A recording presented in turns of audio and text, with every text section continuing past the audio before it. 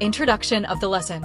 Okay बच्चों, तो आज हम एक नया और मजेदार सबक शुरू करने जा रहे हैं जिसका नाम है फ्रेंडशिप एंड कोऑपरेशन यानी दोस्ती और ताउन। ओ वाह, कितना खूबसूरत मौजू है। अच्छा, तो हम इस सबक में बहुत सारी दिलचस्प चीजें सीखेंगे। सबसे पहले हम सीखेंगे कि कैसे किसी तहरीर को पढ़ने से पहले ही अंदाजा लगाया जा सकता है कि वो किस बारे में है। जैसे दोनों दोस्त हर वक्त एक दूसरे के साथ रहकर हंसते खेलते और खुश रहते थे। अब देखो बच्चों, इस सबक से हमें दोस्ती की अहमियत का पता चलता है। दोस्ती सिर्फ साथ खेलने का नाम नहीं, बल्कि एक दूसरे का साथ देने, वक्त गुजारने और खुशी बांटने का नाम है। और प्यारे वालिदैन, ये सबक सिर्फ कहानी नहीं बल्कि एक इखलाकी सबक है जो आपके बच्चों को न सिर्फ जुबान सिखाता है बल्कि किरदार साजी भी करता है। हमारी एआई तालीम जज्बात, सोच और सच्ची ताल्लुकात का शऊर देती है, बिल्कुल घर के माहौल जैसा प्यार भरा अंदाज जो आपके बच्चों को ज़हीन बाइखलाक और खुदतमाद बनाता है। जी आइए पैराग्राफ 1 को जुमला ब जुमला आसान अंदाज में पढ़ते हैं। हर जुमले का तर्जुमा साथ साथ करेंगे तो बच्चों को समझने में कोई मुश्किल ना हो। ये तरीका जुबान सिखाने और समझ बोझ बढ़ाने के लिए बहुत मौसर है, खास तौर पर क्लास 8 के तलबा के लिए। Paragraph 1. There lived two close friends, Basit and Rahil, in a village near Hyderabad. Hyderabad के करीब एक गांव में दो करीबी दोस्त बासित और राहिल रहते थे। 2. In school,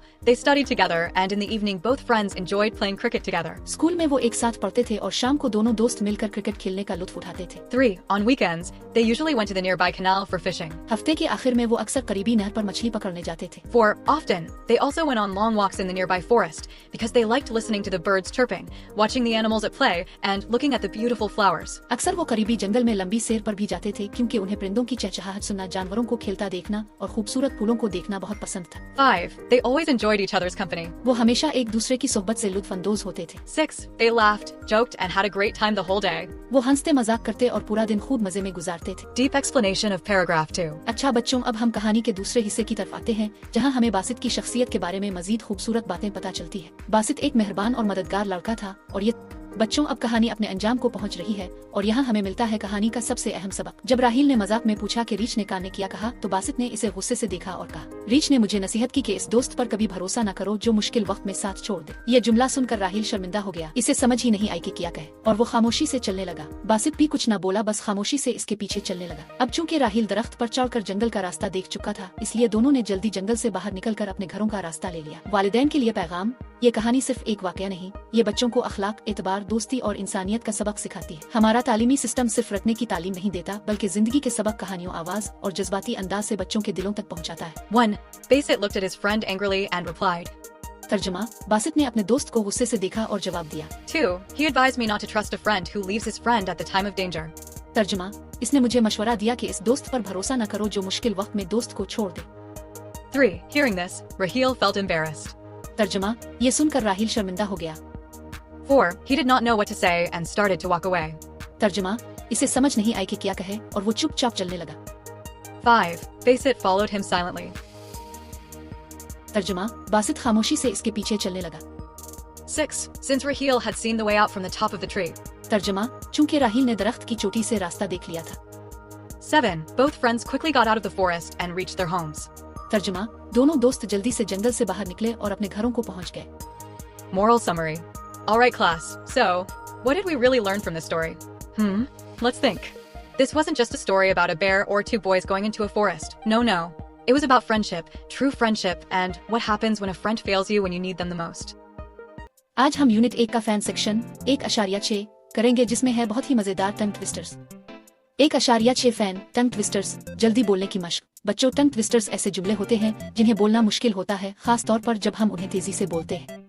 ये आपके मुंह की मशक, तलफ़्फ़ुज़, प्रोनंसिएशन और बोलने की रफ्तार बेहतर करने के लिए बहुत मददगार होते हैं। तो आओ मजे से ये जुमले पढ़ते हैं और फिर मुकाबला करते हैं कि कौन सबसे तेज और साफ बोल सकता है। किताब में दिए गए टंग ट्विस्टर्स उर्दू तर्जुमा।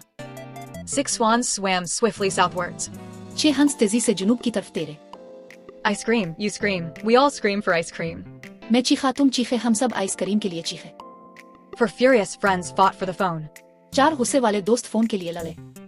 Never trouble till trouble troubles you. मुसीबत को मत छेड़ो जब तक मुसीबत तुम्हें ना छेड़े। Sheena leads, Sheila needs. Sheena रहनुमाई करती है, शीला को जरूरत है। Double bubble gum bubbles double. Double bubble गुम के बबल दुगने होते हैं। The queen in green screamed. सब्ज कपड़ों में मलिका चीखी। Silly sheep, weep and sleep. बेवकूफ भेड़ें रोती और सोती है। मजीद 10 टंग ट्विस्टर्स उर्दू तर्जुमा। Betty bought a bit of butter. बेटी ने थोड़ा सा मक्खन खरीदा। Red lorry, yellow lorry. लाल लारी, पीली लारी। Peter Piper picked a peck of pickled peppers. Peter Piper ने अचार वाले मिर्चों का एक ढेर चाना। How much wood would a woodchuck chuck if a woodchuck could chuck wood? अगर लकड़ी फेंकने वाला जानवर लकड़ी फेंक सकता तो वो कितनी लकड़ी फेंकता? Black background, brown background. काला पस मंजर, बुरा पस मंजर। A proper copper coffee pot. एक मुकम्मल तांबे की काफी की केतली। Fred fed Ted bread and Ted fed Fred bread. Farid ने टेड को रोटी खिलाई और टेड ने फरीद को। Green glass globes glow greenly. सब शीशे के ग्लोब सब्ज चमक रहे हैं। Which wished which wicked wish. कौन सी चुड़ैल ने कौन सी बुरी ख्वाहिश की?